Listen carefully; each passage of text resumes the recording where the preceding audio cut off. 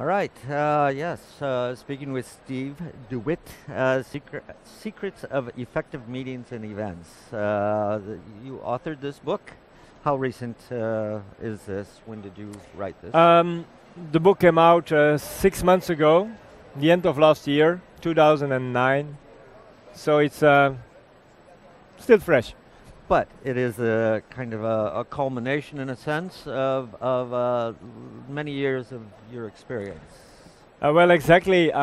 Actually, I'm a meeting planner for 20 years now. I created my own company in 1989, and I've been organizing conferences all over the world, depending what the client was asking us. And last year, I took a sabbatical and took the time to write that experience down in a book. The idea was that to combine that experience with my vision I have that we can learn in the meeting industry from other industries, for example, the moving industry. So I tried to implement in the book things that we can use in the meeting industry but that are not coming from the meeting industry. You divided the book into 4 parts. Exactly. You want, excuse me, tell me about the first part, which is this who, what, where, when? Yeah? Yes, well, the first thing in the meeting is that to define the needs of the client and, more important, what is his objective. The objective decides about everything. You can organize the best meeting in the world, but if it's not touching the objective of the client, it's a waste of money. There is no return on investment. And in times of crisis, like now, the question is very actual. What does meeting give us in return? So my belief is that to be effective, a meeting must be effective on 3 levels and at the same time. And if you miss one of the 3 levels, you miss the whole meeting. So the second part then goes into the actual more concrete formatting of the meeting? Yep. I want to go away from the traditional one screen, one beamer and some chairs and there is a meeting. Again, the moving industry is teaching us that you can do something that creates an experience that people see, like, I like to see that it's beautiful, it's nice, a good sound, good projection, and then a good content also. So if you have your good logistics and a good content, I think you can create a nice meeting. And we propose a number of formats, like talk show format or a news edition format, to replace the traditional meetings. Standard meeting. And the third section has to do with execution. Explain that to me.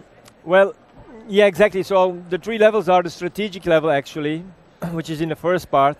It's about the way if a meeting is überhaupt the best thing to do to get that project. Yeah. Then the second level was a format. And the third level, as you said, it's the third section in the book. It's about operational level.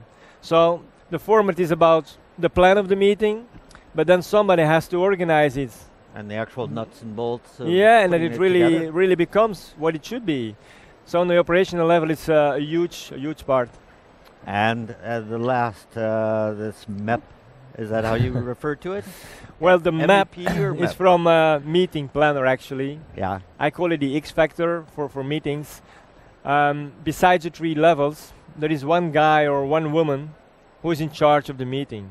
I mean, that the meeting becomes what it should be.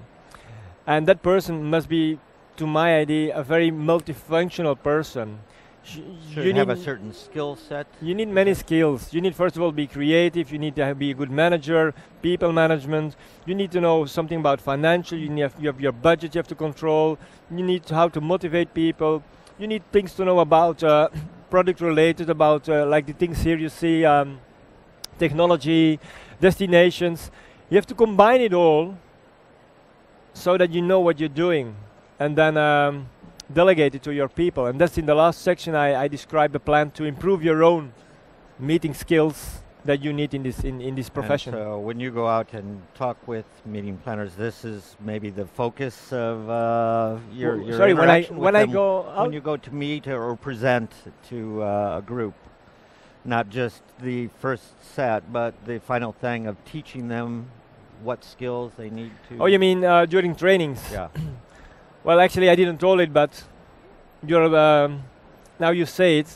Besides organizing, which I still do, Now and then I give trainings, and the trainings are about many parts in the book.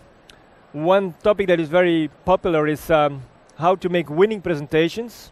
So we all have to make proposals, and then you have to present it to a client like a pitch, and you must present it very powerful, because otherwise all your efforts are lost. So that is one topic, and another topic is more on the creative level.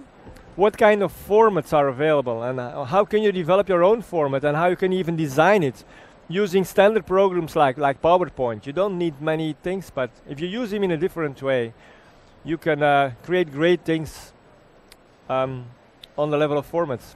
Okay, so what's next for you? What's next? Well, a number of projects are running in Russia, Turkey, Holland, in Spain. So first of all, I have to organize, and in the little spaces in between, I go to give some trainings, because I like to share this energy with colleagues in the business, and it's very fun if you can talk with each other about it, and I love to share what I did with others. Okay, well, thank you for sharing with me, and appreciate you spending the time to come and talk with us. You're most welcome, John. Thank you very much. Thanks for being here. Okay. Yeah.